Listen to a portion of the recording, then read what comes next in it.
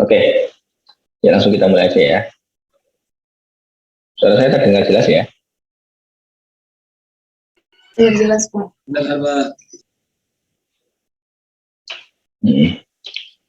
Hari ini, nah kemarin saya keliru, jadi waktu saya bikin PPT itu, saya mikirnya saya dapat 3 modul kan, saya jelasin 3 modul.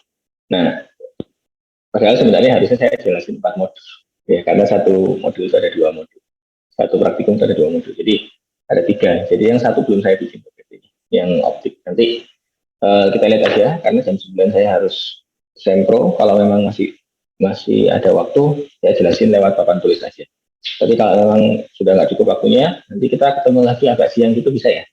Kan kita sampai jam 15.15 kan ya sekarang. Kalian teknik listriknya jam berapa? Sudah schedule jam berapa?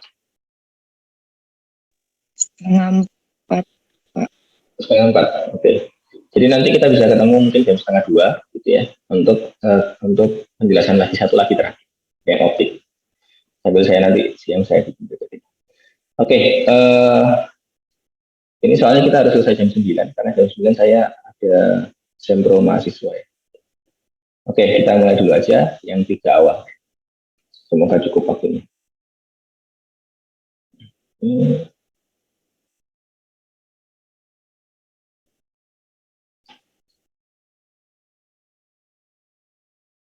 Oh iya, saya belum claim host. Katanya 72644.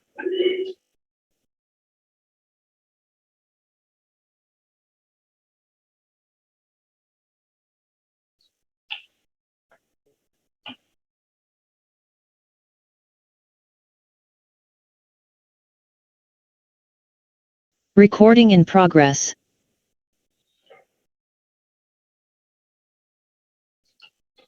Oke, kita mulai aja. Ya.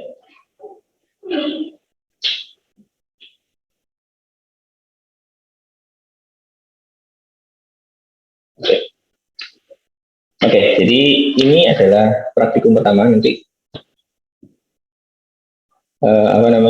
praktikum gerak jatuh bebas ya. Nah, nanti ini di praktikum pertama ini untuk mengukur tujuannya adalah untuk mengukur percepatan gravitasi ya. Nah, ada 2 alat yang nanti akan kita gunakan. Ini adalah alat pertama ya. Jadi ini menggunakan prinsip gerak jatuh bebas ya. Nah, kita akan coba lihat. Jadi pertama, prinsip fisika yang digunakan ya di dalam praktikum ini nanti itu adalah pertama, nanti yang kita ukur adalah medan gravitasi. Jadi percepatan gravitasi itu yang kita ukur itu adalah medan gravitasi. Ya. Medan gravitasi itu dapat dari mana? Itu kita pakai teori lama ya. Jadi teori Newton. Jadi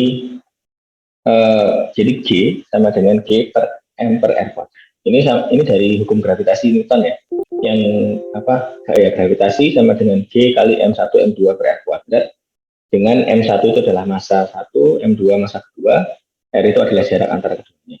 Nah, untuk bumi, kita pakai M-nya itu M besar, Gm per R kuadrat, itu kita jadikan satu jadi percepatan gravitasi yang nanti kalau kita kalikan massa, jadi massa bendanya itu sama dengan, ya, nanti saya akan jelaskan lagi sedikit kalau misalkan kurang paham.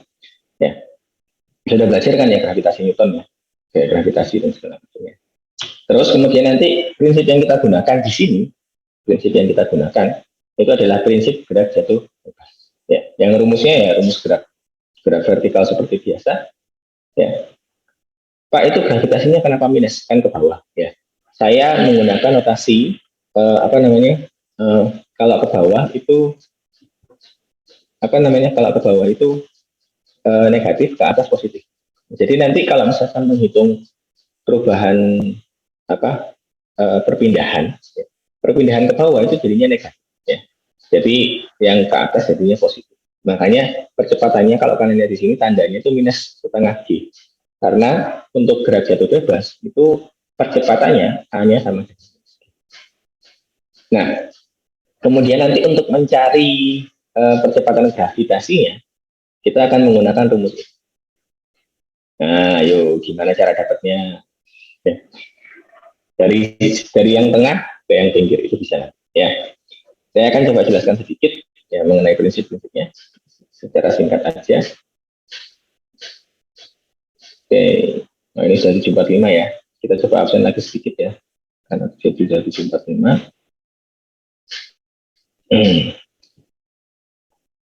Kita cek lagi. Pak, maaf Pak sebelumnya. Iya, atas nama Muhammad Faiz Fadilah hadir Pak. Oh, oke. Faiz Fadilah. Yang lain ada? Gea Fitri ada? Terima kasih Pak. Gea Fitri belum ada ya? Yang Hafiz Fikra Ramadan belum ada? Belum ada ya? Belum ada. Rafi Ubayi Mutira Sonda.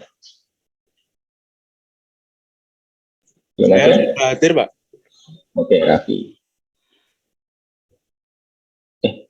Rafi sudah ini, saya salah. Raihan Al-Gatun Armuni ke bawah, salah satu ya. Raihan sudah. Hadir Pak. Maaf Pak, ada jalan jaringan Pak. Oke, Riham Arfia ada? Belum hadir. Rio Oswaldo Panggabean. Ini siapa nih iPhone? Rio belum datang. Oke, ya sudah. Oke. Jadi ini nggak datang. Permisi Pak. Ya. Rio Siapa? sudah Pak. Riham. Riham sudah. Oke. Oke. Orang nggak datang ya. Oke. Ya, kita akan langsung masuk ke perhitungan sedikit ya.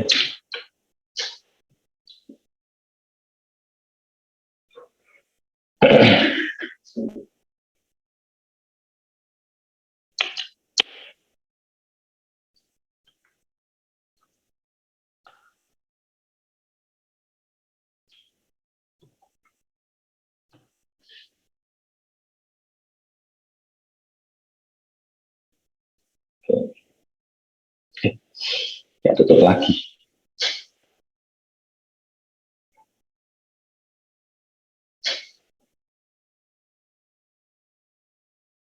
Nah, ini saya review aja karena saya yakin pasti kalian sudah dapat di fisika dasar ya. Cuma saya mau tahu kalian beneran dapat atau enggak, beneran memperhatikan atau enggak. Jadi hukum gravitasi Newton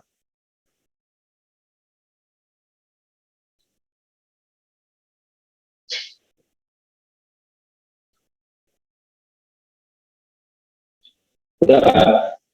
Gaya gravitasi sama dengan ada yang tahu? Kali apa? Bukan, itu M kali A. M1, M2 per R2 kuadrat. G kali M1. Ya. Per R2 kuadrat.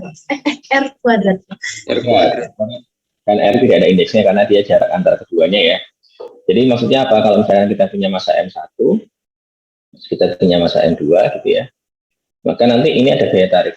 Nah, ini besarnya sama dengan F2. Ya. Arahnya berlawanan dan besarnya sama ya. Jadi ini kita ngomong besar aja. Nah, ini merupakan pasangan aksi reaksi. Ini pasangan aksi reaksi ya. Nah, ini dalam kasus dua massa yang kira-kira massanya sama. Tapi kalau misalkan massanya berbeda, misalkan ada orang berdiri di atas bumi. Ini manusia massanya M. Kemudian berdiri di atas bumi yang massanya itu adalah M. Terus, kita lihat di sini, jarak antara keduanya. Ini kan nggak ada jarak, Pak. Jarak itu kan kita hitung dari pusat massa. Ya. Jadi misalkan dari pusat massa ini dihitung jaraknya ke pusat bumi. Pusat bumi di sana. Ini pusat bumi. Nah, ini ada pendekatan sedikit. Jadi jarak ini kita dekati dengan jari-jari bumi.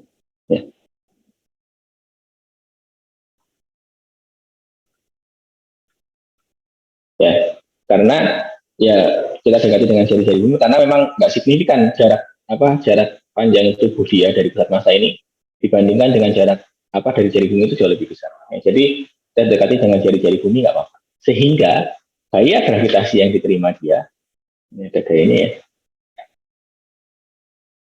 gaya gravitasi yang diterima, ini ada gaya gravitasi ya, yang biasanya kalian sebut adalah W, gaya berat. Itu sebenarnya gaya gravitasi untuk orang yang berdiri di atas bumi. Nanti di sini ada W aksen ya, jangan lupa ya, pasangan akselerasinya. Nah, ini ya nanti sama dengan FG tadi, atau kita tulis. Jadi gaya gravitasi di bumi tadi itu oleh orang yang berdiri atau benda yang di atas bumi, di atas permukaan bumi ya, itu sama dengan G dikali M kecil dikali M besar dibagi R kuadrat. Dengan R adalah jari-jari bumi, M itu adalah massa bumi, M kecil itu adalah massa benda yang gitu. Sampai sini paham? Nah, ini akan saya agak sedikit saya itu GM per R kuadrat dikali M. Ya. Nggak masalah ya, cuma saya susun doang ya. Nah, ini yang akan kita definisikan sebagai medan gravitasi. Atau kita bilang sebagai percepatan gravitasi. Ya. Sehingga yang kita definisikan sebagai apa? Kita definisikan ya. Definisi itu sebagai G, ya, G kecil. Sehingga nanti kita punya rumus ini. W sama dengan M dikali G. Ya. Jadi dari persamaan ini. Jadi kita definisikan ini. Yang kita definisikan sebagai G. Jadi ini kita punya persamaan untuk medan gravitasi itu adalah G M per R kuadrat. Ya. Makanya kita dapatkan ini yang nilainya sama dengan berapa? Ini 9,825 sekian meter per sekon. Ya. Dari mana nilai ini Pak? Ini hitung aja ini. Konstanta gravitasi berapa, massa bumi berapa, jari-jari bumi dikuadratkan berapa. Nanti dapat hasilnya secara teoritik. Ya. Gitu. Nah, kemudian dalam kecepatan gravitasi ini juga akan berpengaruh nanti dalam gerak jatuh bebas.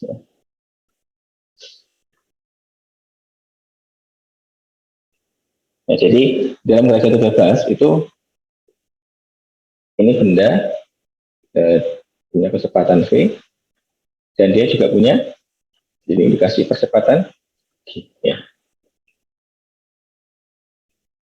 Ya. Nah, dalam gerak jatuh bebas itu kan sebenarnya tetap saya nggak akan turunkan rumusnya ya, karena rumusnya kalian tahu lah ya, ini dari definisi percepatan itu kan dv dt nanti dapat v sama dengan v0 plus at, ini kan tinggal diintegralkan aja. Kemudian dari definisi kecepatan itu kan ini kan di dt ya sekarang ya, karena vertikal ya. Nanti dari sini dapat y sama dengan y0 plus v0t plus setengah at kuadrat ya. Ini tinggal diintegralkan aja, integral 2 kali, nanti masukkan nilai at ya. Nah, kemudian kita diingatkan di sini, kalau misalkan gerak jatuh bebas, kalau jatuh bebas itu A itu akan sama dengan minus G. Ya. Jadi besarnya itu minus karena apa? Karena ke arah bawah. Sehingga nanti kita punya rumusnya akan menjadi apa? Rumusnya akan menjadi G sama dengan Y0 plus V0T min setengah GT kuadrat. Ya. Nah sekarang Pak itu gimana kok dapat tadi rumus yang yang rumus kecepatan gravitasi ini loh. Nanti yang kalian pakai ini ya, Pak, delta T 2 delta H 2 delta H per T2 kuadrat min T1 kuadrat. Ya. Nanti ini yang akan kalian gunakan karena kalian nanti akan mengukur panjang selisih delta H-nya, dan kemudian nanti kalian harus mengukur waktu tempuhnya dari di sini dan di sini. Ya. Nanti bendanya itu jatuh dari sini. Jatuh, terus nanti dia akan ada gerbang cahaya di sini, ini T1, ini T2. Nah, ini delta H-nya diukur, kalian mengukur T1 ini dapat di gerbang cahaya, T2-nya dapat di gerbang cahaya. Nanti begitu diukur, jadi 3 variabel ini diukur ya, masukkan nanti ketemu kecepatan gravitasi. Nah, gimana cara dapat rumus ini? Ini simpel. Sistem yang kita tinjau nanti itu adalah sistem yang, jadi ini ada benda kita jatuhkan. Ya. Dengan kecepatan awal itu sama dengan. Ya. Kemudian dia akan jatuh gitu ya. Nah, jatuh pada sistem ini nanti. Jadi dia itu akan jatuh ke bawah. Ya. Nanti akan ada di sini gerbang cahaya namanya. Ya.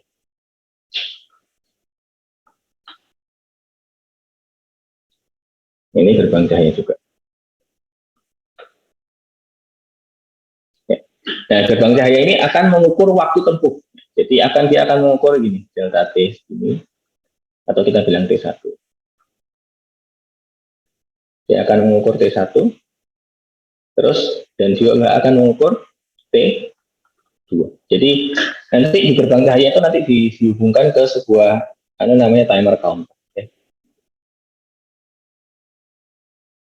Nah, timer counter ini akan langsung keluar, intinya dia akan langsung keluar T1 berapa, T2 berapa. Ya, gitu. Jadi nanti di sistem gerak jatuh bebas itu kalian tinggal jatuhkan bendanya, nanti lewat gerbang cahaya, tek gitu dia akan langsung menunjukkan waktu tempuhnya berapa. Jadi kalian nggak usah pakai stopwatch segala macam. Ya, langsung dari timer counter langsung dapat data T1. Kemudian kalian harus ukur ini juga. Ini adalah delta, atau kita bisa bilang ini H1, terus ini H2 ya. Jadi delta H itu sama dengan H2 min H1. Oke, sampai sini paham? Izin bertanya, Pak. Silakan. Gerbang cahaya itu apa, Pak, sebenarnya? Gerbang cahaya itu adalah semacam sebuah alat untuk mengukur ini. Jadi dia itu ada sensor cahayanya. Nanti kalau sinyal cahayanya terganggu, jadi pas bolanya nyampe sini nih, pas bolanya nyampe sini cekleng gitu ya, kan dia itu memotong gerbang cahaya itu bentuknya kayak gini, bentuk gerbang cahaya itu gini. Nah, gitu ya. Terus ini ada sensor cahaya gitu ya. Ini kan ada foton. Nah, begitu ada benda yang melewati ini, gitu ya, di tengah-tengahnya kan cahayanya terhalang tuh. Kalau cahayanya terhalang, otomatis dia akan mengirimkan sinyal ke timer counter. Ya. Nah, sinyal itu akan dicatat waktunya oleh timer counter. Begitu maksudnya. Ya. Jadi gerbang cahaya itu untuk mengukur seberapa lama, intinya dia untuk mengukur waktu aja. Ya. Jadi waktu dia dari sini sampai sini, waktu dia jatuh dari titik paling atas ke gerbang cahaya pertama, itu nanti waktunya berapa, itu akan terukur di timer counter. Karena akan mengukur waktu dari dia jatuh sampai sinyal bolanya nyampe sini. Mereka tahu bolanya nyampe sini gimana, karena di sini nanti dia akan melewati gerbang cahaya dan dia akan mengganggu sinyal di gerbang cahaya tersebut. Nah, karena sinyal terganggu, dia akan mengirimkan sinyal ke timer counter. Ya kayak kalau kalian ke pintu otomatis itu loh, kan ada sensornya kan, sensor cahaya itu. Kalian datang terus tiba-tiba membuka, itu kan sama kayak prinsip gerbang cahaya. Jadi begitu kalian mengganggu sinyalnya, terus nanti akan dikirimkan sinyal dari sensor itu ke switch untuk pintu, dari pintunya terbuka. Sama kayak gitu nanti. Di gerbang cahaya juga gitu, nanti begitu bolanya jatuh, nanti makanya pastikan ini nanti lurus ya. Pastikan nanti ini lurus. Karena kalau misalkan nggak lurus, pas nanti bolanya jatuh, murah-murah bolanya jatuh di sini. Nah, ini nggak kelewatin gerbang cahaya, nggak bisa jatuh nanti waktunya. Jadi dia untuk mengukur, jadi kayak sensor cahaya itu, begitu sinyalnya bolanya nyampe di gerbang itu, jadi sinyal itu akan dikirimkan ke timer counter dan dia akan mencatat waktu dari bola dilepaskan sampai di gerbang cahaya pertama misalnya, sampai di gerbang cahaya kedua berapa. Jadi intinya nanti outputnya itu adalah ini, T1 dan T2. Langsung akan tertulis nanti outputnya. T1 berapa, T2 berapa. Dalam milisecond nanti ya. Hati-hati nanti satuannya dalam milisecond itu. Jadi makanya jadinya 300, 500 itu karena 500 milisecond, 400 milisecond. Ya. Oke, paham nggak kira-kira? Paham Pak. Makasih Pak. Oke, ini adalah untuk yang pertama. Nah, sekarang bagaimana caranya kita dapat rumus ini? Nanti yang kita pakai adalah rumus yang ini ya. Ini yang kita pakai sebentar.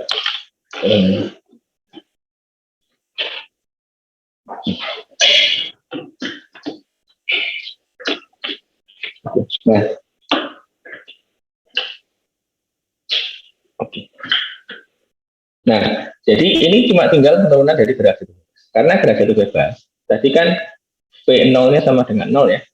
Sehingga kita punya Y sama dengan Y0 kan plus V0T minus setengah G T kuadrat. Ya.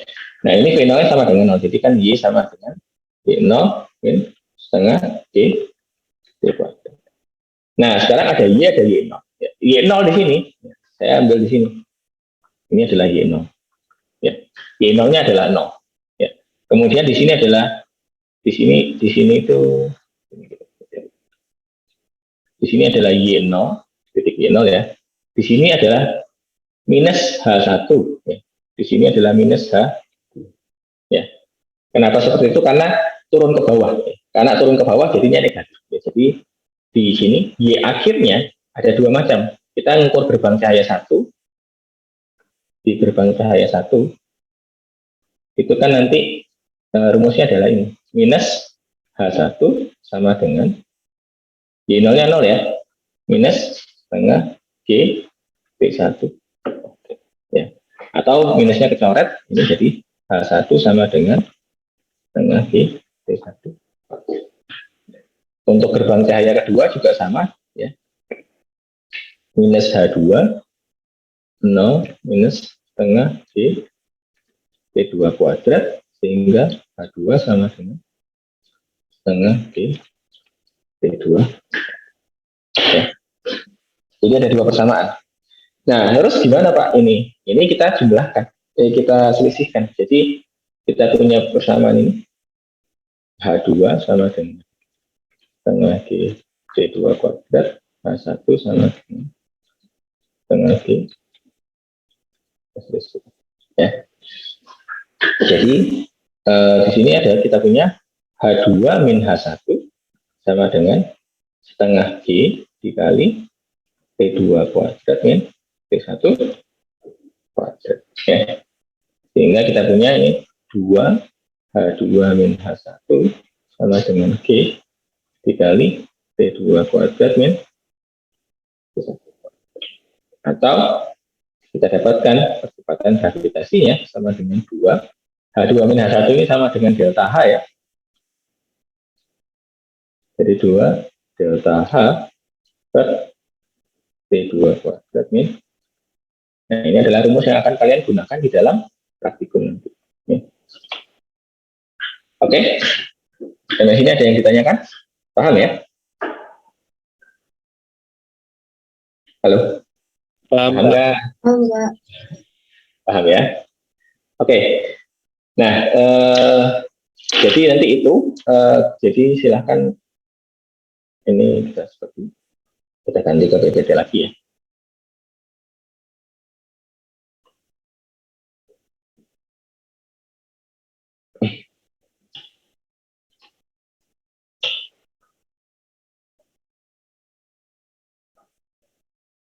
Nah, sorry salah. Saya ngasihnya. Nah, oke, jadi pertama dari medan gravitasi sudah tahu asalnya dari mana ya? Dari hukum gravitasi Newton. Gravitasi bebas dari mana? Dari definisi percepatan dan definisi kecepatan. Tinggal diintegralkan aja ya. Kemudian rumus percepatan gravitasi ini itu dapat dari mana? Tadi saya turunkan ya. Jadi ada dua gerbang cahaya. Kemudian dari dua itu nanti dihitung waktu tempuhnya, waktu tempuh 1, waktu tempuh 2 berdasarkan ketinggiannya dengan kecepatan awal 0 ya. Terus tinggal dikurangkan ya. Jadi maka dapat ini. Nanti berarti sudah ada data delta H, kalian tinggal ukur jaraknya, kalian dapat waktu pertama T1 dari timer counter, kalian dapat T2 dari timer counter, kalian nanti bisa dapat percepatan gravitasi. Nanti untuk percobaan ini tuh akurat banget ya. Akurasinya cukup tinggi dibandingkan nanti percobaan kedua. Tapi nanti kita lihat, kita tetap akan bandingkan. Nah, jadi alatnya apa aja? Ini alatnya ya, nggak begitu jelas karena saya dapat gambarnya nggak bisa resolusi tinggi. Jadi nanti ada sini ada apa? Timer counter, misalnya counter ini ya. Timer counter yang warnanya merah putih itu. Yaitu nanti yang akan mesin yang akan mengeluarkan waktu tempuhnya ya, di timer counternya. Kemudian setelah itu ada gerbang cahaya. Gerbang cahaya ini ya, kelihatan ya. Gerbang cahaya itu yang barusan saya lingkarin ini. Jadi ada dua tuh kelihatan ya, gerbang cahayanya. Ya. Kelihatan kan? Kelihatan nggak gerbang cahaya? Ini loh. Kelihatan. Kemudian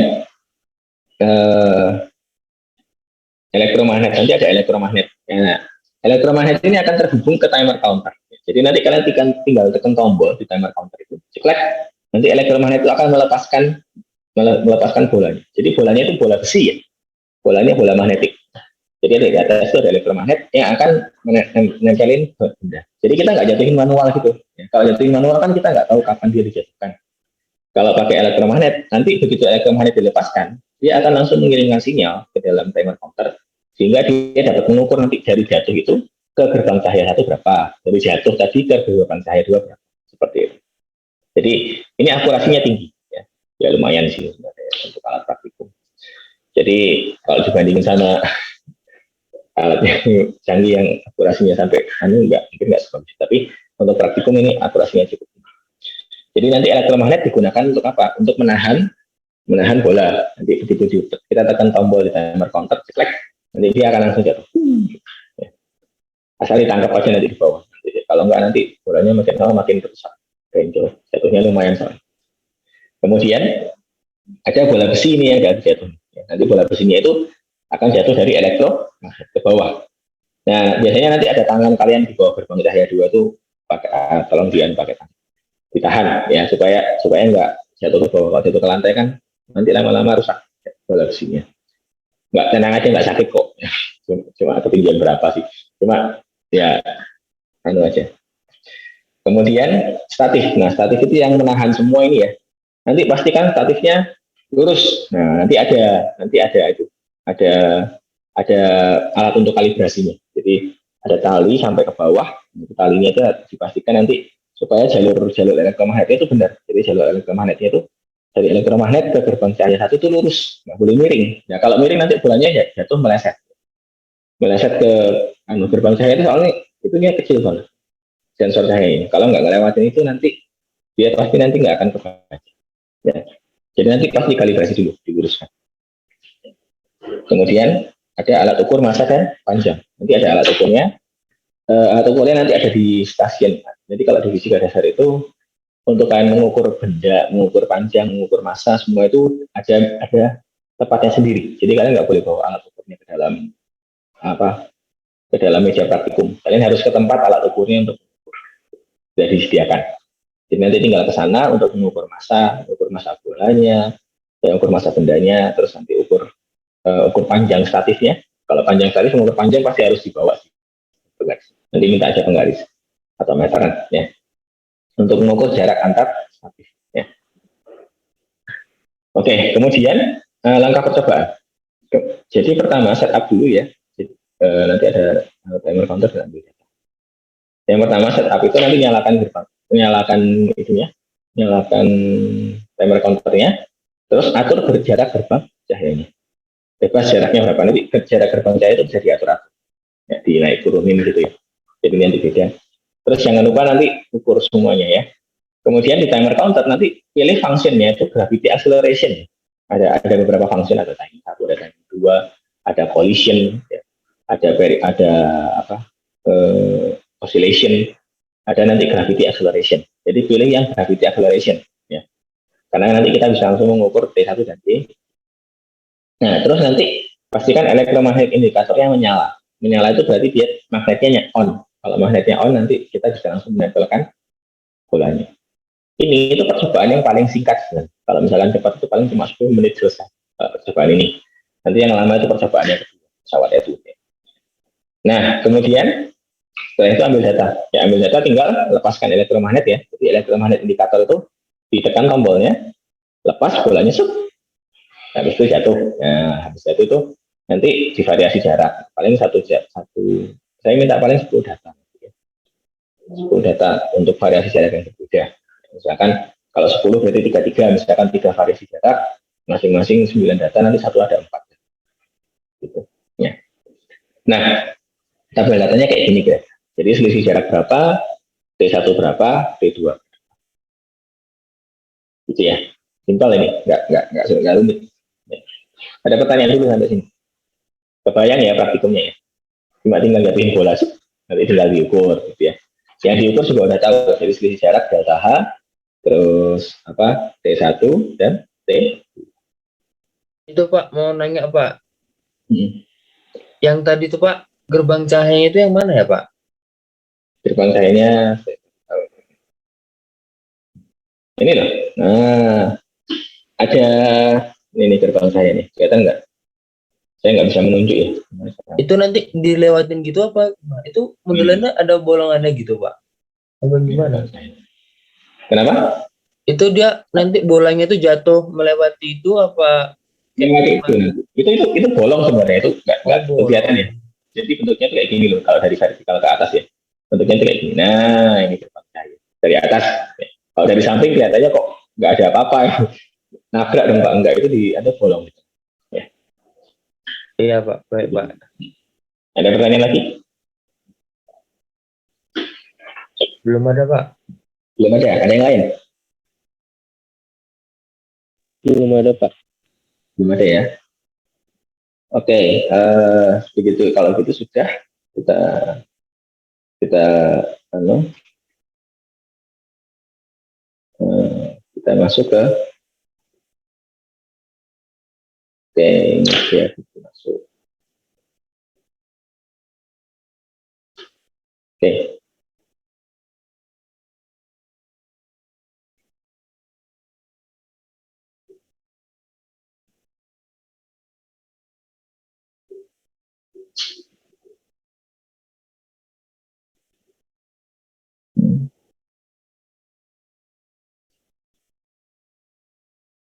Oke. Nah, sekarang kita akan masuk ke berikutnya. Saya stop dulu rekaman.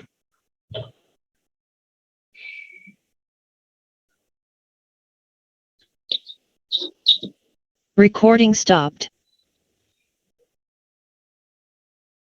Kita masuk ke yang berikutnya ya. Pesawat.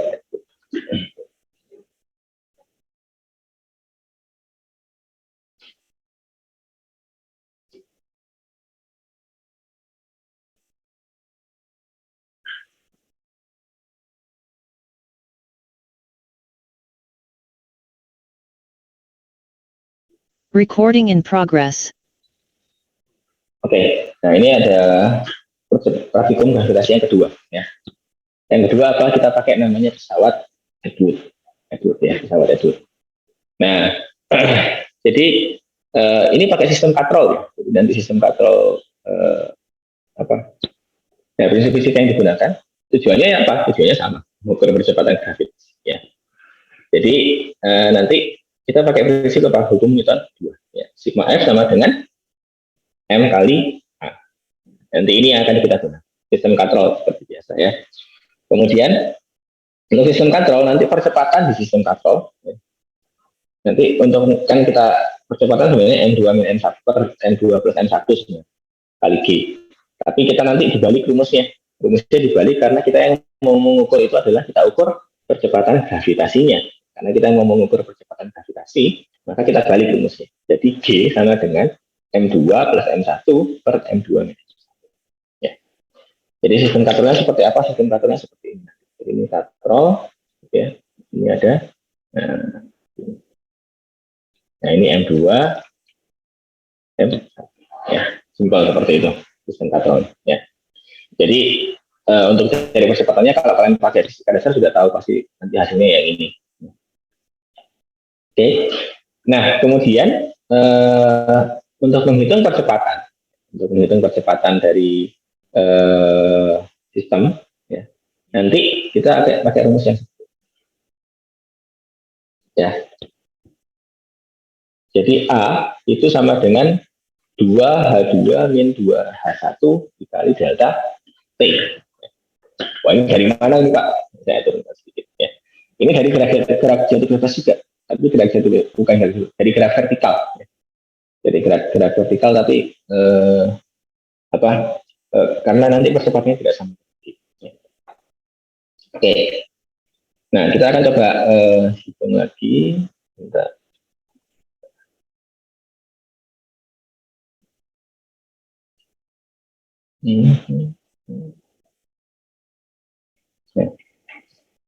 Nah, ini saya tambahkan.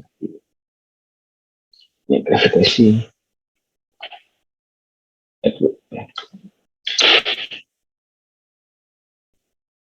Oke, nah, jadi sistem katrol yang kita gunakan ini seperti ini. Gitu ya. Ini ada M2. Ini ada M. Nanti alatnya seperti apa, nanti alatnya akan saya jelaskan berikutnya. Tapi sistemnya itu kasarannya seperti ini ya. Jadi nanti M2 itu akan kita buat lebih besar daripada M1. Sehingga nanti kalau kalian tinggal ukur, ini kan sebenarnya gampang kan. Tinggal apa? Ini adalah M2G, ini M1G gitu ya. Ini T, ini T gitu ya. Sehingga sigma F sama dengan, kalau misalkan kita lihat benda satu, sigma F sama dengan M1 kali A ya. Ini apa rumusnya? Ini kan tinggal T min M1 kali, ini percepatannya ke arah sini ya. Sama dengan M1 kali. Jadi T sama dengan M1 A plus M1. Kemudian benda 2 sigma F sama ya, sigma F ya. Fx-nya tidak ada apa-apa ya, M2 kali. Nah sekarang di sini, ini kan ke arah sini, ini ke arah sana ya. Sehingga nanti M2G minus T sama dengan, jadi bedanya itu, karena dia turunnya ke arah M2. Ya. Jadi ini kita masukkan T-nya, minus M1A plus M1G. M2G minus M1A minus. Nah, yang ada G-nya kita kumpulkan jadi satu. Jadi ini M2 min M1 dikali G. Ini M1 plus M2 dikali A. Sehingga G sama dengan apa? M1 plus M2 per M2 plus M2.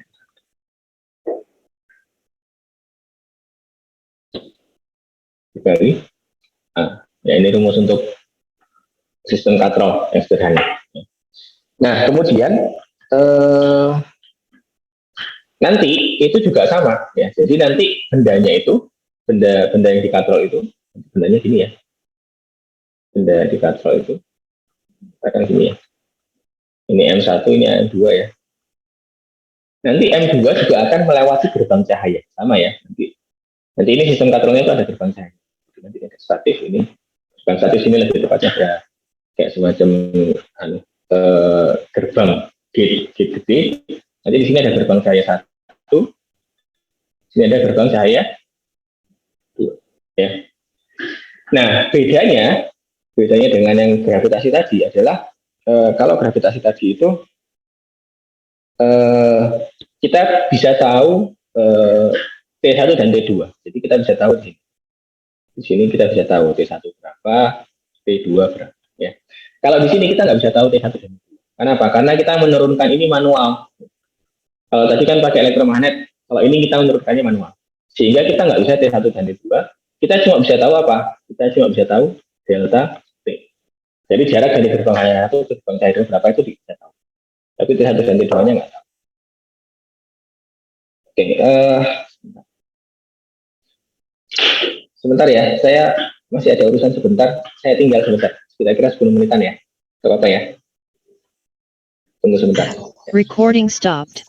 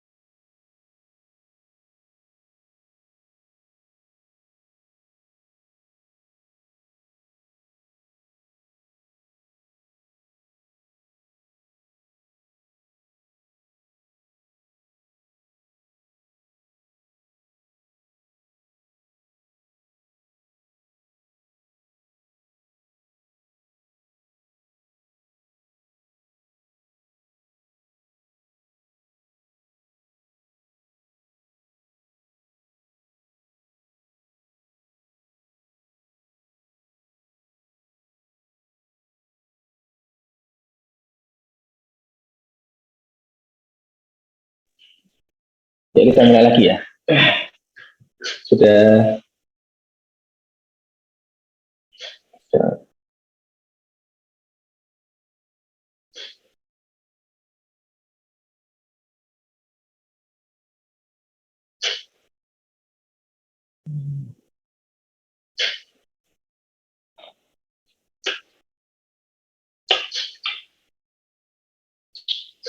Sikra sama Rio sudah masuk belum?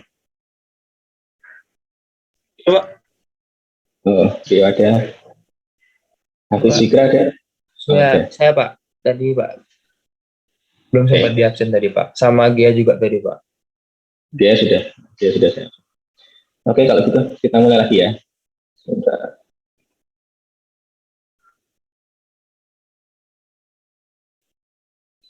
Ya, Recording in progress. oke. Nah, jadi bedanya apa tadi dengan pesawat itu dengan gravitasi? Kalau tadi gravitasi, kita bisa tahu T1 dan T2. Ya. Jadi ini kita bisa tahu. Kalau di sini kita nggak akan tahu nih, kita nggak tahu. Dua-duanya ini kita nggak tahu. Sorry, kita pakai warna lain. Kenapa? Karena tadi untuk menurunkan bebannya nanti itu harus manual. Jadi kita turunkan manual, tidak ada input ke gerbang cahaya. Jadi karena tidak ada input, gerbang cahaya tidak bisa mengukur T1 dengan akurat. T2 juga nggak bisa diukur. Sehingga yang bisa kita tahu apa? Yang bisa kita tahu adalah delta T aja. Ya.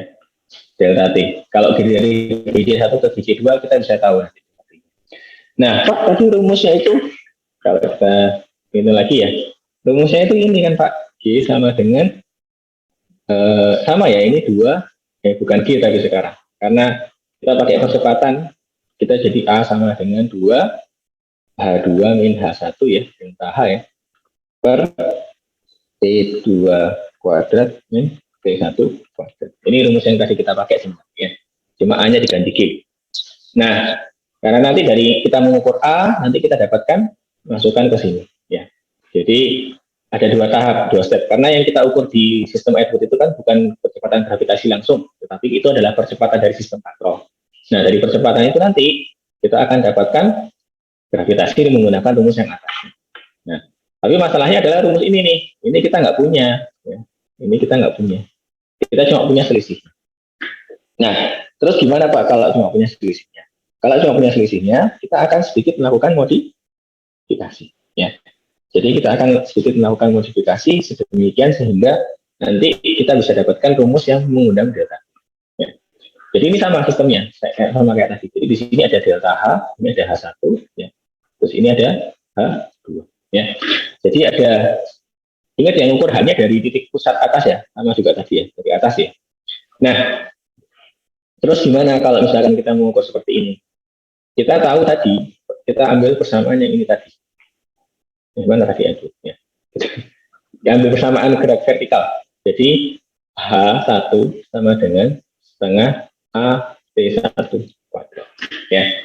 Jadi dari rumus apa? Dari rumus Y sama dengan Y0 plus B0T plus setengah AT kuadrat. Ya. Ininya sama dengan 0 ya, B0-nya 0. Nanti Y0-nya sama dengan 0, Y-nya sama dengan minus H1, tapi nanti A-nya juga minus, jadi minus-minus jadi plus. Jadi H1 sama dengan setengah A1. Kemudian kita punya rumus H2 sama dengan setengah A T2 kuadrat. Ya. Kita ubah sedikit, kita lakukan manipulasi ya. Jadi manipulasi seperti apa? Ini kita kalikan ke sana, jadi kita punya di sini 2H1 sama dengan A T1 kuadrat 2H2. Ya. Terus kita manipulasi lagi sedikit. T1 kuadrat sama dengan 2H1 per A. T2 kuadrat sama dengan 2H2 per A. Ya. Kemudian kita akarkan. Jadi T1 sama dengan akar 2H1 per T2 sama dengan akar 2H2 per. Ya. Nah, kenapa seperti ini? Supaya kita dapatkan selisih delta T. Ya. Kalau dalam bentuk kuadrat kan nggak bisa. kita ambil selisihnya. Sehingga ini saya tukar posisinya. Saya tukar itu gimana? Saya tukar 1 dan 2-nya, nggak masalah ya, supaya gampang. D2, D1, H2, H1, ya. Terus saya selisihkan. Karena kita mau ngambil delta T, kita selisihkan. Jadi delta T itu adalah T2 min T1.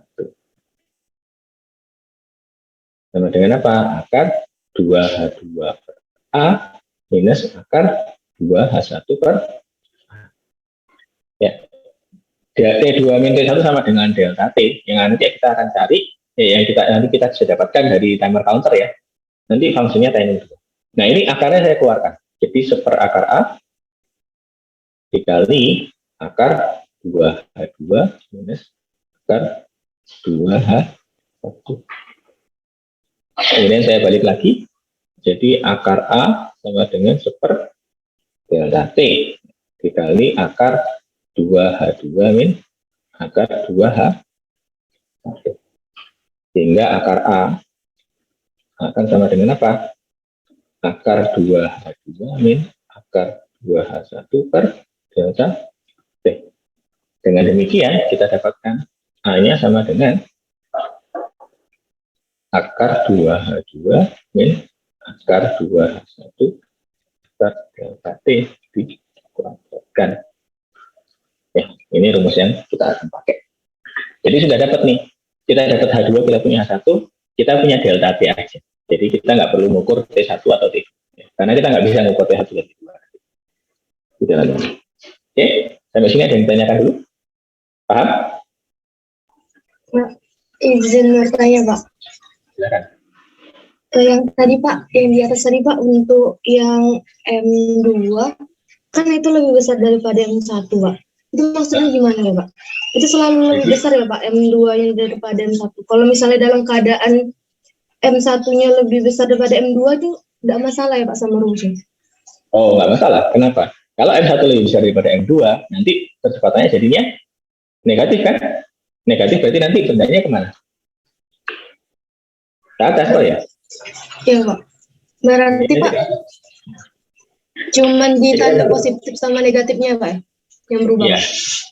Yang berubah. Sebenarnya kamu nggak usah mikirin positif negatifnya. Nanti dia pasti akan itu sendiri. Kalau kita tadi mengasumsikan katrol ini kan ke bawah itu positif ya. Tadi kan kita mengasumsikan katrol ke bawah positif ya. Sehingga kalau hasil A-nya negatif, berarti nanti hasil A-nya negatif. Kan ini M2 min M1, M2 lebih kecil dari M1 ya. Jadi kan bawah ini jadi negatif nih. Jadi negatif, nanti jadi percepatannya negatif. Jadi nanti naik ke atas dia. Sistemnya katrolnya terbalik. Seperti itu. Kalau nanti M1-nya lebih besar, pasti nanti gitu aja. Nah, ya. Seperti itu. Kalau memang M1 lebih besar dari M2. Ya. Tetapi kalau misalkan enggak, ya sama. Ini M1 lebih besar dari M2. Kalau sekarang kan statusnya M2 lebih besar daripada M1. Ya. Nanti kita buat di sistem katrolnya juga seperti itu. M2 akan lebih besar dari M1. Nanti kalian akan diberi benda itu, M1 dan M2 itu sama.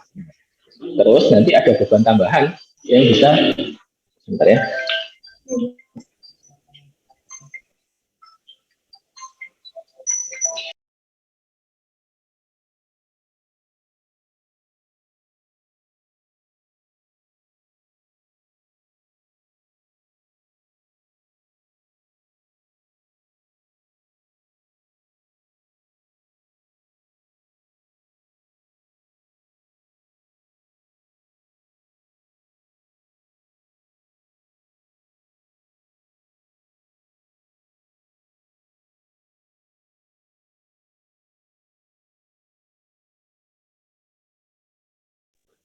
Yuk kita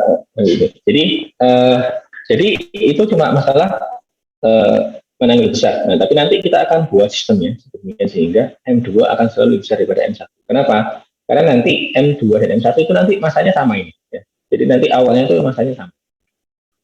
Terus nanti di sini kita tambahin beban di M2-nya ya.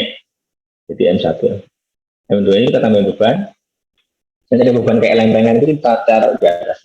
Sehingga nanti ada perbedaan massa dan dia turun. Seperti itu. Ya. Oke? Paham ya? Pak, paham Pak. Terima kasih Pak. Cuma nanti diukur baik-baik ya, karena sekarang M1-nya itu kemarin itu kayak lecet, jadi dia kena cat-cat apa gitu, kayak kegeser alat apa sehingga dia ada lecetnya. Nah itu kemungkinan bisa mempengaruhi masanya. Jadi nanti mungkin masanya nggak akan sama. Gitu ya. Jadi nanti diukur baik-baik ya M1 berapa, M2 berapa, kemudian nanti diukur juga talinya, ya. Bukan talinya sih, tapi sekrup di tali. Jadi nanti itu tali itu akan ada sekrupnya, itu diukur juga. Jadi harus detail yang ukurnya nanti ya, ukur sekrupnya juga, ukur itunya juga, ukur bebannya juga berapa, gitu ya, harus diukur semua. Paling repot di ngukur-ngukur. Ada pertanyaan lagi yang lain?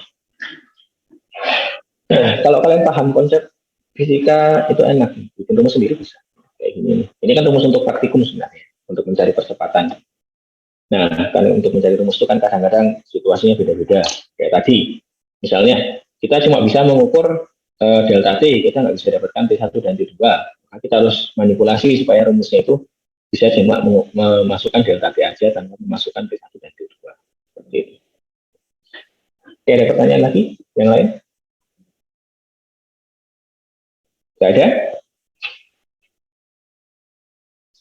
Oke, kalau nggak ada, kita lanjutkan lagi ke gravitasi sebentar ya. Ini masih gravitasi sudah hampir 2 jam. Kayaknya kita butuh waktu tambahan nanti sih. Oke, ya. Oke. Nah, jadi ini rumus yang kalian akan gunakan nanti ya. Jadi sudah tahu asalnya dari mana. Jadi A sama dengan akar 2H2 min 2 akar 2H1 per delta T dikuadratkan. Nah, kemudian dari rumus percepatan ini kalian dapat percepatannya, percepatan sistem katrol. Ya. Dari percepatan sistem katrol, dapatkan apa? Masukkan ke sini. Ya, masukkan ke rumus sistem katrolnya. J sama dengan M2 plus M1 per M2 min M1. Ya, kalian akan dapatkan percepatan gravitasi. Yang akan, yaitu tujuan akhir kita. Tujuan akhir kita untuk mendapatkan percepatan gravitasi. Ya. Oke? Lanjut ya. Saya akan tunjukkan alatnya seperti ini. Ya. Nah, ini dia. Itu alatnya. Ini tinggi nih. 1,5 meter. Ya. Jadi alatnya tinggi 1,5 meter. Jadi nanti tolong yang tinggi, ya, yang tinggi nanti yang masuk bisa masuk. Tapi 1,5 meter sih rata-rata orang sih di atas 1,5 meter. Jadi ya sudah. Ini 1,5 meter tingginya. Jadi nanti pastikan kalau kalian di bawah sini, ya, ini, nah kecil di bawah ini, ya, ini itu adalah alat untuk kalibrasinya.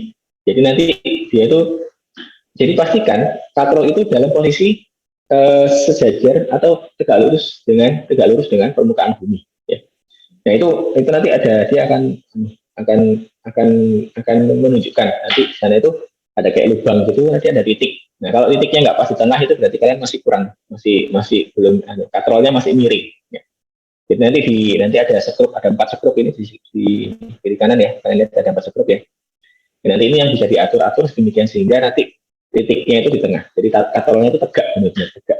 Jadi artinya dia tidak miring. Kalau miring nanti perhitungannya akan error. Ya. Itu ya, ini ada katrol, ini ada massa 1, ini ada massa 2 ya. Ini katrolnya gitu ya. Nah, ini gerbang cahayanya, ini 1 gerbang cahaya ya. Terus ini ada timer count.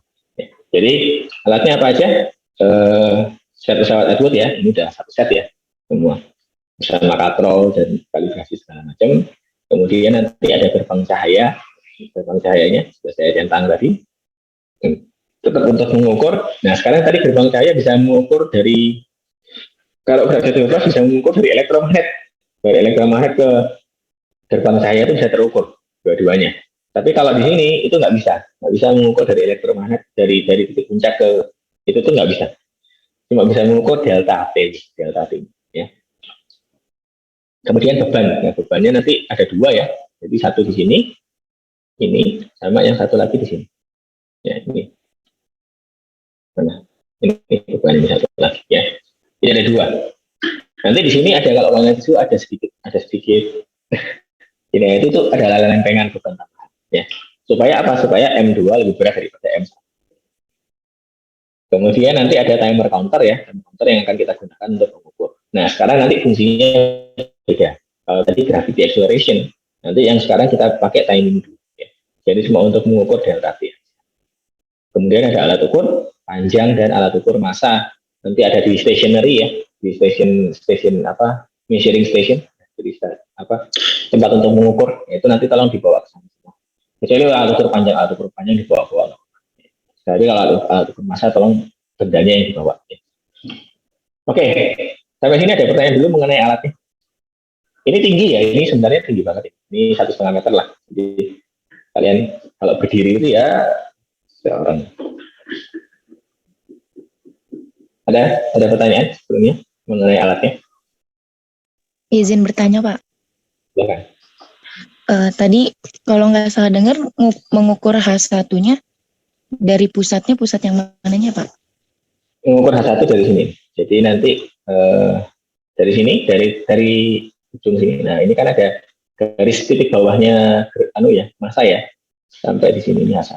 Ya. Dari sini H2. Ini H2 ya. Sampai gerbang cahaya kedua. Baik, Pak. Terima kasih. Ada pertanyaan lagi? Kebayang ya, sudah ya gambar alatnya ya. Nanti yang lama itu ini. Yang lama di percepatan gravitasi itu ini, pesawat F. Ini lama ini nanti. Ya nanti pasti ada beberapa yang nggak ke input ke timer counter ya. Jadi entah agak miring lah, entah jatuh di jalan lah, entah nabrak apa gitu. Itu jadi nanti harus beberapa kali diulang. Jadi nanti ini yang lama. Jadi nanti paling percepatan gravitasi dulu, secepatnya kalian selesai yang gerak jatuh bebas, terus langsung ke pesawat F. Karena ini lama. Ya, mungkin 2 jam, nggak tahu sempat atau enggak 2 jam. Jadi kalau misalkan nggak sempat saya kurangi. Oke, ada pertanyaan lagi yang lain? Pak, izin bertanya Pak, yang tadi Pak, yang beban tadi Pak, maksudnya yang sejajar, yang tegak lurus sama permukaan bumi itu maksudnya gimana Pak? Tegak lurus itu maksudnya gini, jadi kan benda itu kan jatuh itu kan mengikuti satu bumi nih, jatuh itu kan dia pasti lurus, ya. pasti tegak lurus permukaan bumi nih. Kalau benda kamu jatuhkan biasa, ya. Nah kalau misalkan katrolnya miring, misalnya katrolnya begini nih, katrolnya ini, terus bendanya jatuh begini. Kan nggak pas loh, ya paham kan maksud saya? Paham Pak. Nah, jadi maksudnya kalibrasi itu apa? Memastikan katrolnya itu tegak, sistem katrolnya. Nah tegak gitu. Nah kalau tegak nanti pengukurannya akurat gitu. Makanya kalibrasi di ujung tadi ini pakai ini. Jadi memastikan sistem katrolnya itu benar-benar tegak. Tegak itu artinya dia itu sejajar dengan jalur gerak jatuh bebas. Nah itu tuh, sejajar dengan jalur jatuhnya itu sejajar. Artinya tegak lurus, benar-benar tegak lurus permukaan. Ya. Ya, Pak. Sama kayak tadi yang pas gerak jatuh bebas juga gitu kan. Kalian harus memastikan jalurnya itu pas sampai gerbang cahaya itu pas sejajar satu jalur. Kalau enggak nanti dia ngelewatin gerbang cahaya itu miring, misalkan nggak nyampe ke gerbang cahayanya malah nggak keukur. Kayak gitu. Ya. Jadi itu nanti repotnya di situ, memastikan dia dilewatin oleh gerbang cahaya. Nah itu. Karena gerbang cahaya sensornya kan kecil tuh. Jadi nanti memastikan untuk saya melewati itu agak sedikit repot. Gitu. Ada pertanyaan lagi yang lain? Baik, Pak. Terima kasih Pak. Saya akan lanjut ke langkah praktiknya. Belum ke langkah praktik. Setupnya. Jadi pastikan kalian timbang masanya. Timbang seluruhnya dengan baik ya. Termasuk sekrupnya juga. Ada sekrup untuk bebannya itu. Untuk nempelin beban ke tali itu ada sekrupnya. Nah itu sekrupnya harus ditimbang. Kemudian jarak gerbang cahayanya diukur. Nanti jarak antar gerbang cahaya diukur. Jaraknya diukur dari mana? Jaraknya diukur dari titik awal bendanya. Saya ngomong tadi ya H1, H2 yang mana ya? Itu yang diukur. Jarak dari titik awal benda waktu sebelum dijatuhkan ke gerbang cahaya 1, kemudian dari titik awal benda ke gerbang cahaya 2. Jangan kebalik. Ada yang kemarin mengukurnya gimana? Ukurnya dari ini saya kasih tahu kemarin ada yang mengukurnya begini. Ya. Ada yang mengukur ini diukur ya, ini H2 ini salah ya. Yang diukur H2 itu dari mana? Dari titik bawah massa ke sini, ini H2 yang diukur. Jadi pastikan ya. Jadi jangan salah mengukur H1 H2-nya. Kalau salah nanti repot. Ya. Masuk ke rumus ya salah, nanti jauh. Kata-kata gravitasinya. Orang ukur akurat kayak gini aja jauh kok. Ya, sebenarnya agak jauh nanti kalau kalian mengukur. Ya. Karena nanti ada beberapa faktor. Itu nanti harus kalian analisis kenapa bisa jauh. Jangan salah ngukur. Nanti kalau salah ngukur pasti ya makin jauh lagi. Ya. Gitu. Nah, kemudian setelah ukur jarak gerbang cahaya, dikalibrasi ya pesawat Edwardnya. Saya sudah ngomong tadi ya. Jadi ada kalibrasi itu pastikan dia tegak lurus dengan permukaan bumi, atau pastikan nanti dia sejajar dengan lintasan jatuh bebas. Ya. Lintasan jatuhnya itu sejajar dengan pesawat Edwardnya. Pastikan. Jadi nanti dia silakan gerbang cahaya. Kemudian pasang beban di katrol. Ya, nanti bebannya itu setelah diukur, nanti dimasukkan ke katrol. Sebelum dimasukkan itu biasanya setruknya dilepas terus masukin setruk. Ya nanti ada sistem setupnya, jadi supaya dia bisa nyantol gimana, terus pastikan jaraknya juga tidak berubah. Ya. Dan fungsi yang kita gunakan nanti adalah fungsi timing 2. Jadi nanti ada beberapa macam function di timer counter. Ada timing 1, ada timing 2, ada collision, ada gravity acceleration, ada periode atau frekuensi ya untuk mengukur osilasi ya. Begitu. Jadi beda-beda. Yang kita gunakan adalah timing 2. Ya. Oke. Nah, dalam percobaannya nanti pasti ada beberapa variasi, ada 2 variasi. Nanti ada variasi selisih massa dan variasi total massa. Jadi nanti kita akan lihat M1, M2, min M1-nya kalau dibuat konstan seperti apa. Jadi selisihnya tetap sama, tetapi total massanya berbeda. Tapi satu lagi juga ada nanti ada total massanya sama, selisih massanya berbeda. Jadi kan nanti kalau misalkan kalian lihat rumus G itu ada total massa dibagi selisih massa dikali percepatan. Nah, itu nanti kita variasikan antara dua variabel itu. Nah, total massanya kita variasikan dengan mempertahankan selisih massa sama, selisih massanya kita variasikan dengan mempertahankan total massa sama. Ya, jadi nanti kita dapat dua-duanya. Masing-masing nanti 5 data, nah nanti perulangannya berapa? 5 kali setiap variasi selisih massa. Nah, selisih massanya itu kira-kira ada 3 atau 5 ya, jadi total sekitar 50 data. 30 sampai 50 saya lupa total yang data yang diambil. Makanya agak banyak. Setiap kali itu diulang 5 kali. Setiap kali variasi selisih, nanti selisih massa itu ada, kalau nggak salah masing-masing ada 5. Jadi 5 kali selisih massa, 5 kali total massa. Jadi total bebannya kalau nggak salah atau 3 ya, saya lupa. Jadi antara 30 sampai 50 data. Nanti saya agak lupa, waktu itu saya terakhir percobaan itu 2 tahun yang lalu. Enggak, saya terakhir saya percobaan sendiri. Saya benar-benar percobaan sendiri itu sekitar 2 tahun yang lalu pas COVID, sebelum COVID ya. Makanya saya agak lupa. Biasanya yang lain sisanya saya ngelihat mahasiswa percobaan. Oke. Kemudian nanti data yang diambil ya, ingat ya, data yang diambil adalah selisih waktu. Ya, kita nggak bisa mengukur waktu T1 dan T2 secara langsung, kita cuma bisa mengukur selisih waktunya. Kemudian jarak gerbang cahaya dari masanya itu berapa? Ya, dari massa ya, ingat ya. Jadi dari gerbang cahaya, bukan jarak antar gerbang cahaya. Delta H itu diukur nanti waktu kalian jatuh bebas. Kalau yang sekarang pesawat Edward jaraknya diukur dari massanya. Jadi H1, H2. Tabel datanya seperti apa? Seperti ini. Delta T sama A. Ini untuk satu perulangan, ya, satu sistem. Jadi satu selisih massa, satu total. Nanti untuk setiap tabel ini kalian harus catat apa? Catat massa masing-masing bendanya berapa, kemudian selisih massanya berapa, total massanya berapa. Ya. Dan total massa bagi selisih massa dikali percepatan. Ya. Jadi total massa berapa, selisih massa berapa, catat. Kemudian jarak masing-masing gerbang cahaya dicatat. Ya. Nah, jaraknya juga divariasikan. Kemudian percepatan teoritisnya berapa? Kecepatan teoritis dihitung dari mana, Pak? Dari pakai gravitasi yang biasa, ya, 9,8 begitu. Nanti dapat tanya, Pak. Oke? Ada pertanyaan sebelumnya? Oh, izin bertanya, Pak. Izin, Pak, bertanya, Pak. Silakan. Kan itu, Pak, dilakukan pengambilan data 5 kali ya, Pak? 5 kali 5, kali 10, jadi sekitar 50. Dalam setiap selesai mengukur itu alatnya dikalibrasi terus apa gimana, Pak? Apa cuma satu kali kalibrasi, Pak? Kalibrasi cuma di awal doang, nggak ada kalibrasi lagi. Kalau kalibrasi lagi nggak selesai sehari, nggak, kalibrasinya cuma 1 kali di awal. Jadi ini nggak cek itu langsung naikin lagi, ukur lagi cek. Paling 1 kali kayak gini itu paling ya 5 menit.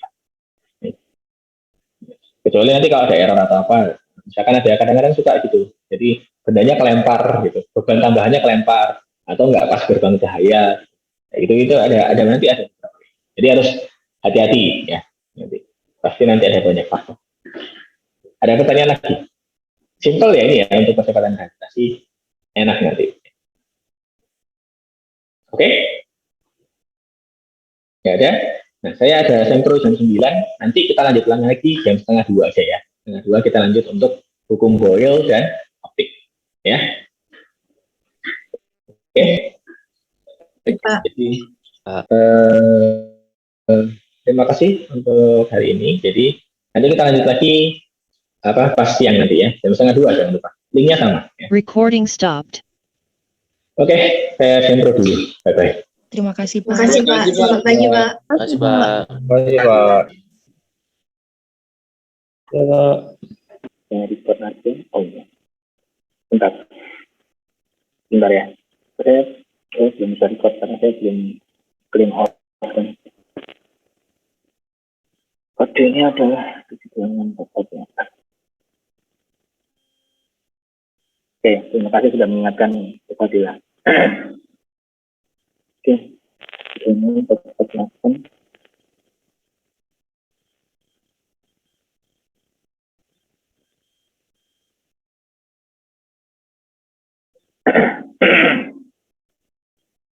Oke.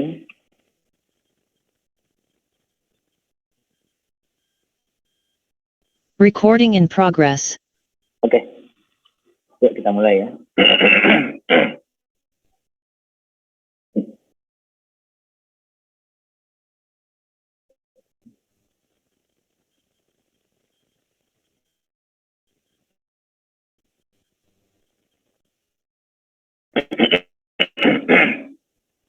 Oke. Jadi nanti kita ada 2 modul lagi. Yang pertama adalah praktikum hukum Boyle ya. Jadi ini nanti prinsip tekanan ya, PV sama dengan konstan. Saya akan jelaskan sedikit. Nah, nanti prinsip fisika yang digunakan ya. Nanti hukum Boyle ya. Jadi yang PV sama dengan konstan. Kemudian nanti untuk tujuannya apa? Nanti tujuan praktikumnya adalah untuk mengukur tekanan atmosfer. Ya, jadi untuk tahu tekanan atmosfer itu berapa. Ya.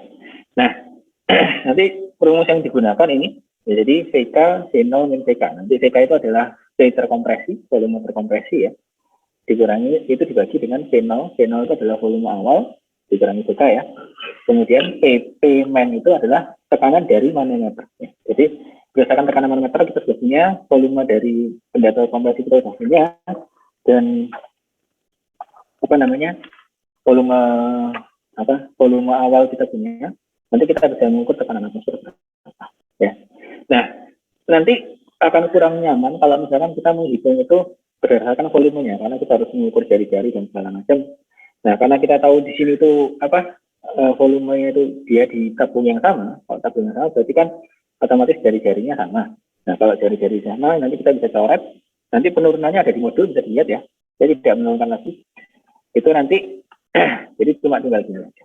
Jadi P0 sama dengan LK itu panjang terkompresi dibagi panjang awal dikurangi panjang terkompresi dikali tekanan manometer. Kenapa seperti itu? Karena volumenya bisa diwakili kan, volume tabung kan P R kuadrat kali T. Ya, T itu adalah panjangnya, R kuadratnya sama karena apa? Yang dikompresi di tabung yang sama. Jadi nanti P sama R kuadratnya dicoret.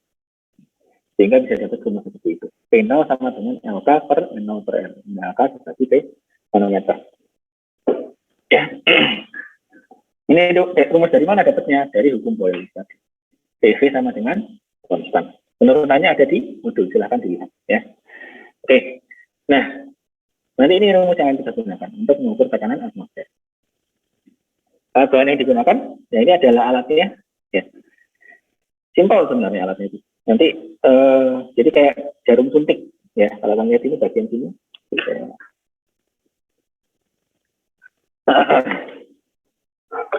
Bentar ya.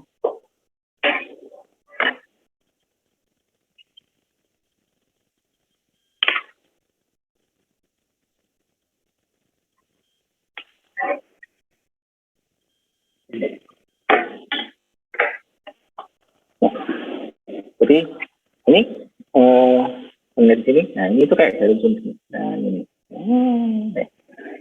Ini tuh nanti dia bisa bisa ditarik di ulur. Nah, jari TIO-nya menggunakan ini.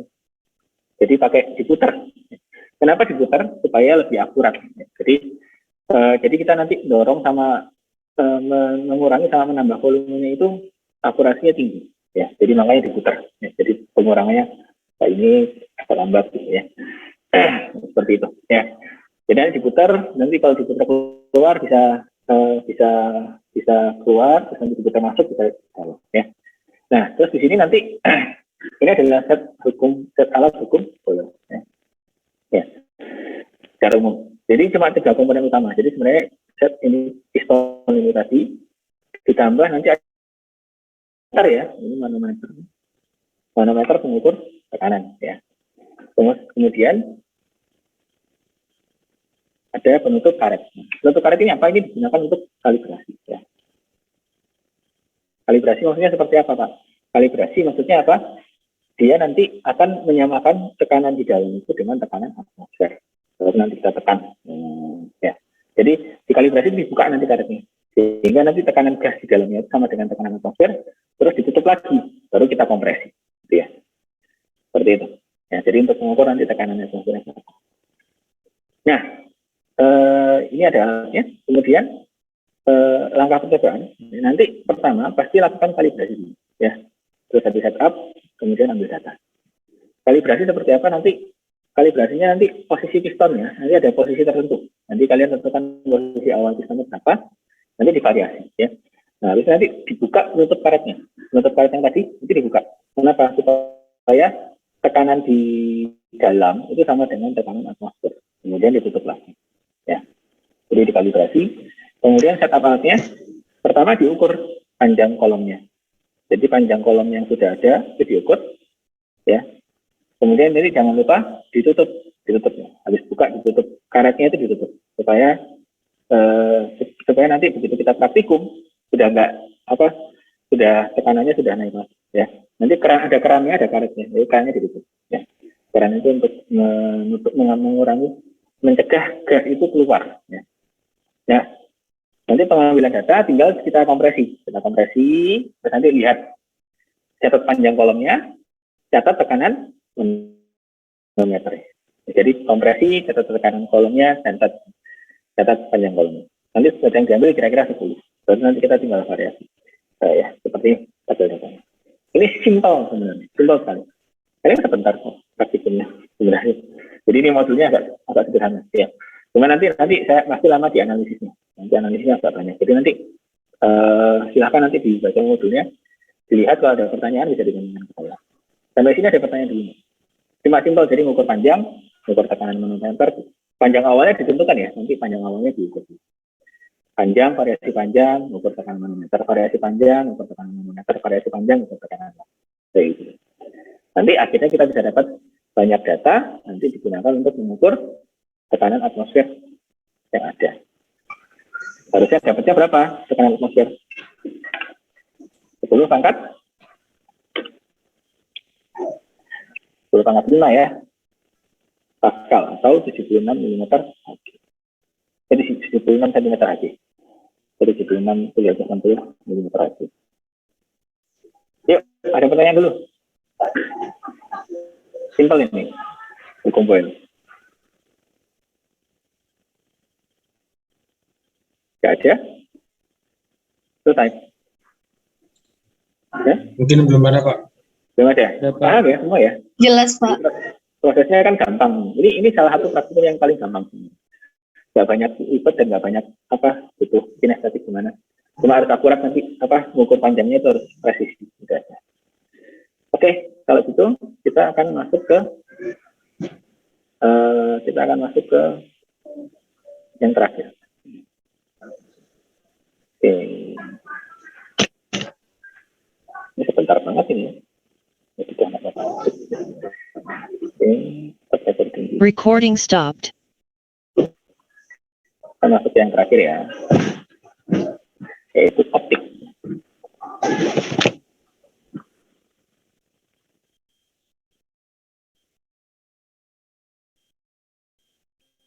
Ya.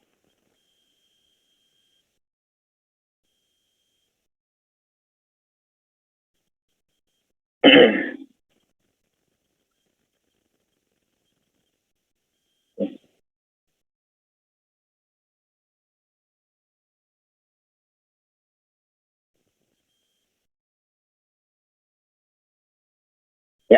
optik ya.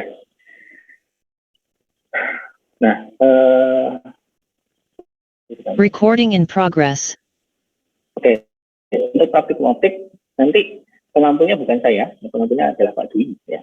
Nanti dan alatnya juga nanti mungkin alat yang ditampilkan di sini adalah alat baru. Tapi saya sih kalau saya pribadi saya lebih suka alat yang lama ya, lebih akurat menurut saya. Tapi nggak tahu nanti kalau misalkan Pak Dwi mau pakai alat yang baru ya silakan ya. Jadi nanti kita lihat dari Pak Dwi. Jadi untuk praktikum optik tujuannya ada 3 ya. Jadi pertama adalah nanti ada 3 yang kita ukur. Pertama adalah mengukur fokus dari lensa cembung. Yang kedua mengukur fokus dari cermin cekung ya. Dan mengukur indeks bias dari prisma. Nah, saya mau nanya dulu, kenapa di sini tidak ada cermin cembung dan lensa cekung? Ayo ada yang bisa jawab nggak? Kenapa tidak ada cermin cembung dan lensa cekung?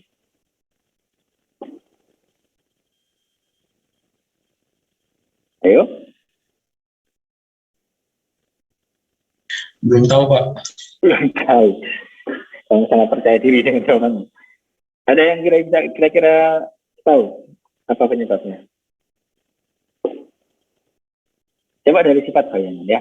Kalau misalkan di lensa cekung atau cermin cembung, nah itu kan nanti sifat bayangannya pasti apa? Sifat bayangannya pasti ada nyata, ada maya, yang mana? Hah? Sifat bayangannya pasti apa? Nah, di cermin cembung dan lensa cekung. Sifat bayangannya pasti? Ada yang pernah pakai cermin cembung nggak? Cermin cembung dipakai di mana sih? Spion, Pak. Spion, Pak. Di spion Ya, motor, ada spion. Saya mau nanya, kalau di kaca spion apakah pernah terjadi lihat kaca spion tiba-tiba kendaraan yang di belakangnya terbalik? Enggak, Pak. Enggak pernah, Pak. Enggak, Sifatnya Pak. berarti selalu apa sifat bayangannya? Iya, Pak. Maya, tegak dan kecil. Besar. Kecil. Nah, kalau diperbesar nanti makin nggak kelihatan. Ya, pasti maya tegak diperkecil kalau cermin cembung. Ya. Nah, terus kalau misalkan maya tegak diperkecil, ya sebenarnya tegak diperkecil nggak masalah. Tetapi yang masalah itu adalah bayangan maya. Ya. Bagaimana caranya kita mengukur jarak bayangan maya? Ya.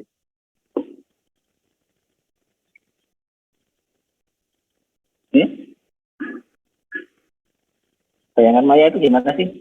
Bayangannya di belakang cermin kan ya? Nggak bisa ditangkap oleh layar, ya kan? Jadi gimana cara mengukur bayangannya? Mengukur panjang bayangannya?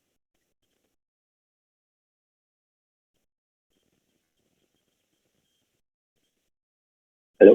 Apakah masih ada orang? Apakah ngantuk karena baru makan? Belum Ya. tahu, Pak. Kalau bayangan maya tidak bisa diukur panjangnya. Itulah kenapa kita tidak melakukan praktikum cermin cembung dan lensa cekung. Kita nggak bisa mengukur bayangannya, panjang bayangannya kita nggak bisa ukur. Jarak bayangan dari cerminnya, jarak bayangan dari lensa nggak bisa kita ukur. Karena bayangannya maya di belakang cermin. Kamu lihat di balik cermin itu nggak ada bayangan apa-apa. Ya karena dia di dalam cermin, kalau di dalam cermin itu ya. Kalau cermin cekung dan lensa cembung nanti ada bayangan yang nyata. Nyata itu gimana? Bayangannya bisa ditangkap nanti oleh layar. Nanti waktu praktikum akan kelihatan. Ya. Jadi nanti bayangan, nanti ada layar gitu, layar putih gitu. Kalian tarik gitu, nanti bisa nangkap bayangan. Gitu. Ya. Karena bayangannya nyata, bayangannya benar-benar ada. Ya. Kayak gitu. Oke. Jadi makanya kita cuma pakai lensa cembung dan cermin cekung. Ya. Cermin cekung itu kita bisa sebut cermin positif. Karena nanti titik fokusnya positif. Ya. Dan lensa cembung itu adalah lensa positif. Karena titik fokusnya positif. Ya. Nah, prinsip fisika yang digunakan nanti untuk lensa cembung itu kita tinggal pakai dan cermin cekung itu rumusnya sama ya. Jadi 1/F sama dengan 1/S ditambah 1/F. Ya. Nanti kalau mau penurunannya ini pakai trik geometrik. Nah, saya nggak turunkan di sini ya. Jadi super F itu adalah titik fokus yang akan kita cari. Super S itu adalah jarak bayangan atau benda. Bayangan, Pak. Bayangan. Oh, salah. Ya, super S Jarak adalah jarak benda, Pak. benda. Ya, super S aksen adalah jarak bayangan. Ya. Ya kalau di sini sebenarnya sama aja karena dia aditif ya. Kalau pembelahan kan dia komutatif. Ya. Nah, jadi nanti pakai rumus ini untuk menghitung titik fokusnya. Jadi kalian tinggal cari apa? Tinggal cari tentukan jarak bendanya. Tentang jarak benda jarak apa? Dari lensa atau dari cermin ke benda. Ya. Jarak bayangan dari lensa atau dari cermin ke bayangan kayak ke layar yang menangkap itu. Nanti ya. Jadi tinggal mengukur dua itu, masukkan ke rumus, dapat titik fokus. Ya. Ini percobaan 1-2 gampang. Paling nanti lamanya kalau misalkan kalian menghitungnya. Tapi harusnya cepat ini. Ya. Yang susah itu nanti yang ketiga. Saat kalian menghitung indeks bias prisma. Ya. Indeks bias prisma rumusnya ini. Ini juga nanti pakai trigonometri ya. Kalau jadi ini sebenarnya sin I plus R itu sama dengan N. Jadi sin I itu nanti sama dengan I-nya sama dengan A plus D2 sin I per 2. Sedangkan sin R itu sama dengan A per 2. Dengan A itu adalah titik puncak prisma. Jadi sudut puncak prisma. Nanti kalian harus ukur dulu sudutnya berapa. Jadi kalau kalian punya busur derajat, tolong dibawa. Di lab ada, cuma saya nggak yakin masih tersedia atau enggak. Nanti bawa busur derajat, bawa penggaris. Tolong ya. Jadi bawa busur derajat, bawa penggaris. Kalau bisa bawa kertas, ya. Nanti untuk pembiasan prisma, kita akan pakai kertas. Banyak kertas. Kira-kira 5 atau 10 kertas. Ya. Nah, yang di modul itu agak keliru. Ya, saya nggak bisa perbaiki modulnya dulu karena laptop saya rusak. Jadi source code-nya soalnya source code-nya di laptop yang lama, di laptop yang satunya. Jadi karena lagi rusak saya nggak bisa perbaiki. Tapi tolong diperhatikan nanti rumusnya keliru ya. Jadi sin A plus delta M per 2 ya. Per sin setengah A. Kalau di modul itu sin A plus delta M aja. Per 2-nya nggak ada. Oke? Itu ya. Nanti ini yang akan kalian gunakan. Jadi nanti kalian tinggal tentukan titik puncak prisma, tentukan deviasi minimum, terus nanti tentukan, tinggal dimasukin ke rumus, dapat indeks biasnya gitu. Nanti harusnya sekitar 1,4 ya. Sampai sini ada yang ditanyakan dulu. Halo? Mudah ya? Nggak sulit ya? Bisa, Pak. Nah, dan bahan ini adalah alatnya. Ini adalah alat yang baru. Ya, alat yang baru. Ya.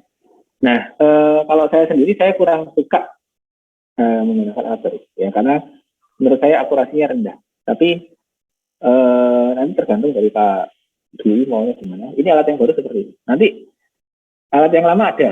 Ya, alat lama menurut saya lebih mantap. Menurut saya lebih suka pakai alat lama. Tapi nggak tahu nanti kalau Pak Dwi mau pakai alat baru nggak tahu. Ya, jadi ini alatnya. Nanti jadi kayak gitu susunannya. Ini saya lihatkan ini sumber cahaya. Sumber cahaya. Ya. Ya. Nah, sumber cahaya itu jarak kalau diukur dari lensa itu jarak benda atau jarak bayangan. Sumber cahaya itu jarak benda atau bayangan. Sumber cahaya itu adalah jarak benda atau jarak bayangan. Bayangan, Pak. Bayangan. Ya benda dong, kan sumber cahayanya. Ya. Ini jarak benda, ini S. Ya. Ini lensanya ya. Ya. Jadi jarak ini bukan lensa, ini cermin kan. Ya, jarak ganti penghapus. Bentar.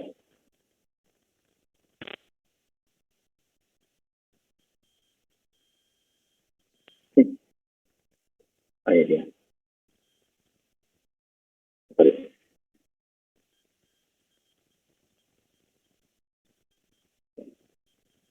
Nah, jadi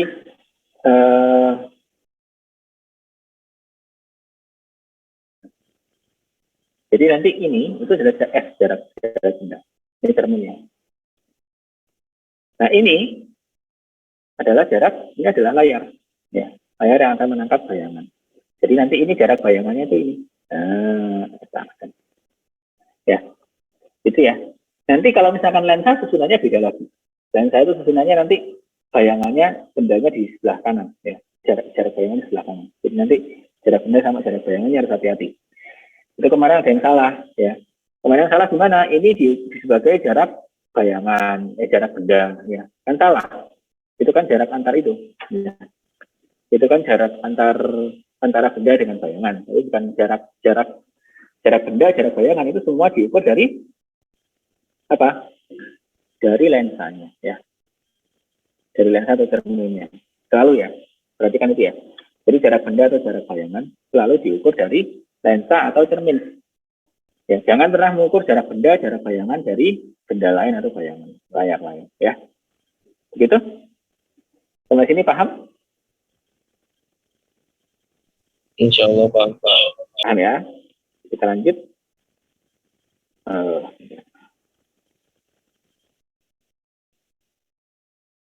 Izin Pak. Suaranya agak ini Pak. Agak nggak jelas Pak suaranya. Nggak jelas kenapa? Terlalu Samar-samar kecil, gitu, Pak, Pak. suaranya. Terlalu kecil. Iya, Pak. Mungkin Bapak ini Pak pakai masker Pak, jadi nggak terlalu jelas. Oke, coba saya lepas ya. Salah tadi juga. Oke, sekarang gimana suaranya? Ya Pak, udah ini Pak. Lumayan. Oke. Nah, oke. Jadi ini kit percobaannya adalah kit percobaan optik ya. Ini semua. Terus nanti ada prisma. Nah, prismanya nggak ada di sini. Ada nggak ya di sini? Saya nggak tahu. Saya nggak pernah pakai ini. Tapi nanti ada di tempat yang lama juga ada prisma. Kemudian ada lensa cembung yang kita pakai dan cermin. 4-3 ini ya yang akan kita ukur. Oke. Kemudian, nah, ini langkah praktikumnya ya. Nanti untuk fokus cermin dan lensa, waktu setup, tolong pastikan posisi lensa dan cerminnya sudah tepat ya. Posisi layarnya sudah tepat. Ya, jadi nanti ada yang posisinya layarnya di antara cermin sumber cahaya dengan lensa atau cermin ya. Terus ada yang posisinya lensanya di antara sumber benda dan bayangan. Nah, itu kalian harus tahu setupnya gimana. Dari mana? Dari optika geometris ini ya. Jadi nanti lihat pemantulan cahayanya kira-kira bayangannya gimana. Kalau cermin kan lensa kan dibiaskan. Biasanya nanti benda dan bayangan itu pasti berseberangan, dibatasi oleh lensa. Tapi kalau misalkan cermin itu kan pakai pemantulan, ya, berarti nanti benda dan bayangan itu di sisi yang sama, gitu ya. Itu harus tahu ya. Nanti jangan waktu kalian memposisikan salah. Nah, itu saya ulangi pasti praktikumnya. Ya. Posisinya nggak benar ini belum belajar ya. Kemudian posisi layar, posisi sumber cahaya. Ya, ingat yang sumber cahaya itu benda. Ya. Layar itu adalah bayangan. Ya. Kemudian kondisi ruangan juga tolong diperhatikan. Jangan terlalu banyak cahaya. Nanti nggak kelihatan. Jadi tolong sumber cahaya dimatikan. Kalau bisa agak gelap. Nanti ditutup jendela.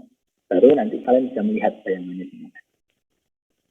Nah, waktu pengambilan data, tolong dilihat waktu kalian menentukan posisi jarak bayangan.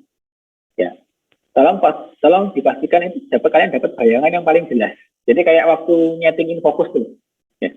Kalau masih kabur berarti belum pas di titiknya, belum pas di titik temu sinarnya. Jadi supaya pas titik temu gimana? Kalian pastikan itu nanti jelas. Jadi bayangannya itu garisnya itu pas, benar-benar tidak berbayang, benar-benar jelas. Nah itu udah pasti titik yang paling jelas. Ya. Jadi pastikan bentuk bayangannya. Ya. Jadi kalau sinar itu tidak bertemu di satu titik, pasti nanti dia kabur. Kalau sinar bertemu di satu titik pasti nanti jelas. Kalau kalian pasti ingin fokus kayak gitu. Terus diukur jarak benda, ukur jarak bayangan, hati-hati. Ya, ingat ya, diukur selalu dari cermin atau lensa. Jadi misalkan bayangan diukur ya dari lensa atau cermin. Benda diukur dari lensa atau cermin. Selalu seperti itu. Ya. Yang nanti masalah itu kalau misalkan kalian ukur cermin cekung. Nah, cermin cekung itu kan layarnya itu di antara benda dengan lensa. Kadang-kadang orang mahasiswa itu mengukur jarak bendanya bukan dari sumber cahaya ke layar, bukan dari sumber cahaya ke cermin, tapi dari sumber cahaya ke layar. Nah, itu kan salah. Ya, sudah bukan jarak benda. Jarak benda itu pokoknya jarak benda, jarak bayangan. Lalu diukur dari lensa atau cermin. Ya, harus tahu. Harus dipastikan ini. Nanti pengukurannya salah, itu pasti masih akan saya masuk penilaian. Bukan saya yang mengampu, tapi ya sudah. Nanti dari Pak Dwi-nya. Ya. Oke.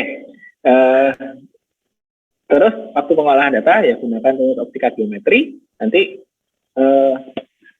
tinggal hitung fokus, itu gampang. Nah, tapi untuk yang pengolahan data yang Prisma, yang Prisma nanti. Yang ini, jangan lupa nanti waktu kalian ukur fokus, ya, hitung standar deviasi. Ya. Jadi standar deviasi itu apa? Itu penyimpangan dari data dari rata-rata. Ya. Itu harus tahu standar deviasi berapa. Itu nanti menentukan ketelitian dari pengukuran kalian.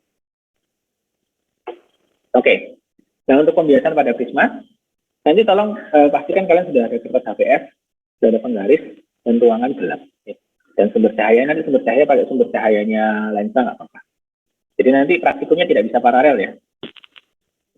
Bisa mungkin kalau pakai dua alat, tapi praktikumnya kalau bisa nanti satu sisi aja. Kenapa? Serial aja, jangan paralel. Supaya kalian benar-benar paham. Jadi nanti ukurnya apa? Ukur sudut datangnya. Nanti gambar kalian. Jadi dari Prisma itu ditentukan sudut datangnya berapa. Kalian mau sudut datangnya kalian tentukan dari 30, 35, 40, 45, 50, 55 gitu ya. Nanti saya minta 8 data. Biasanya saya minta 8. Ya nggak tahu Pak Dwi minta berapa.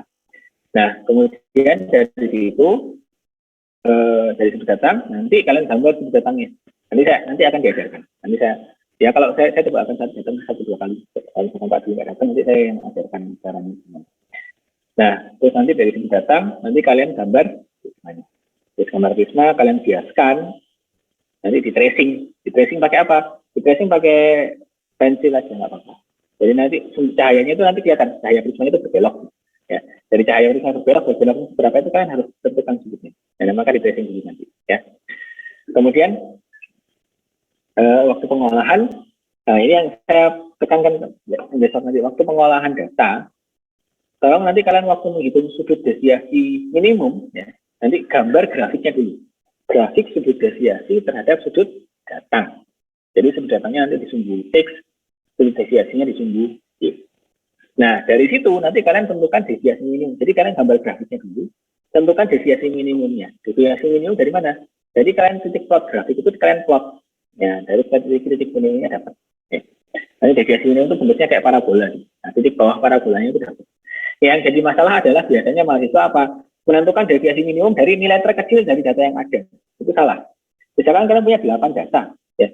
8 data itu deviasi minimumnya belum tentu di data itu. Kenapa? Karena kan bisa kelewat tuh. Jadi kalau kalian cuma menentukan dari yang terkecil di situ biasanya nggak pas. Jadi gimana caranya Pak? Caranya adalah kalian dari 8 data itu bikin grafiknya. Bikin grafik, coba diplot, di tracing titik-titiknya sampai kalian bisa dapat grafik yang sempurna. Kemudian cari titik terbawah, terendah dari situ. Belum tentu titik terendah itu sama dengan data yang kalian ambil. Ya. Jadi ini yang saya ingatkan lagi. Tolong jangan ngambil standar deviasi minimum dari data tabel. Ya. Harus kalian gambar grafiknya, kalian tracing, kalian ambil yang terendah dari sana. Ya. Atau kalau misalkan mau lebih advance, dari gambar grafiknya, kalian plot pakai curve fitting, dari fungsinya kalian hitung nilai minimumnya. Itu bisa begitu. Kalau pakai pemrograman. Ya boleh seperti itu kalau misalkan kalian bisa. Ya manual juga nggak apa-apa. Tapi tolong jangan ambil data dari situ, dari tabel data. Itu kan data kalian pasti nggak lengkap. Ya. Karena kan kalian naiknya kan 55 derajat biasanya. Naik 5 derajat itu pasti ada data yang terlewat. Jadi pasti kemungkinannya itu bukan minimum itu besar sekali. Kalau ada yang seperti itu nanti saya nggak bisa ngurangin karena bukan saya yang nilai laporan. Ya nanti mungkin Pak Dwi minta saya yang nilai. Biasanya kadang-kadang Pak Dwi minta saya yang nilai laporan. Ya itu nanti pasti kalau misalkan saya yang nilai itu saya kurangin. Kalau cuma ngambilnya dari tabel data, kita lihat definisi minimum adalah ini ya, itu yang pasti saya kurangin. Jadi kamu nggak paham maksudnya deviasi minimum itu seperti apa. Ya, jangan ngambil dari data yang ada. Deviasi minimum gambar grafiknya, dari grafiknya diplot, habis plotnya itu cari nilai minimumnya.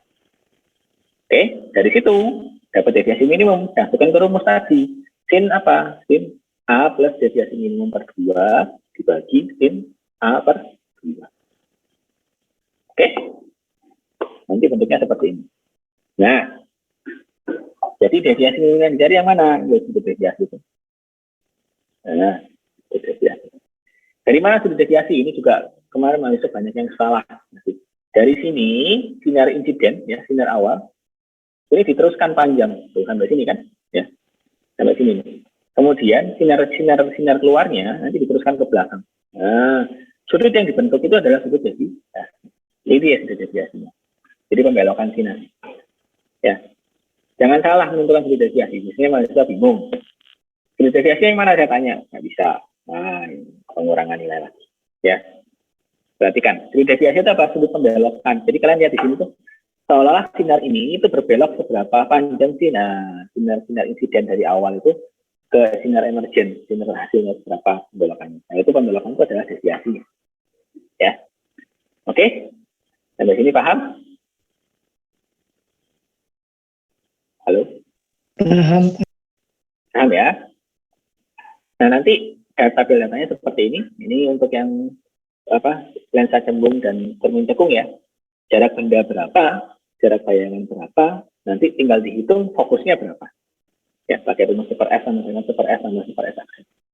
Atau kalau mau pakai F sama dengan S kali S aksen per S plus S aksen. Oh, tinggal diturunkan. Bisa itu. Turunkan sendiri. Saya makan menyebut terus dibalik. Dapat rumus itu. Ya. Kemudian untuk indeks bias yang diukur adalah sudut datangnya. Pakai sudut derajat ya nanti ya. Sudut biasnya diukur. Sudut deviasinya juga diukur. Pakai sudut derajat. Oke. Sudah, sampai sini ada pertanyaan dulu nggak?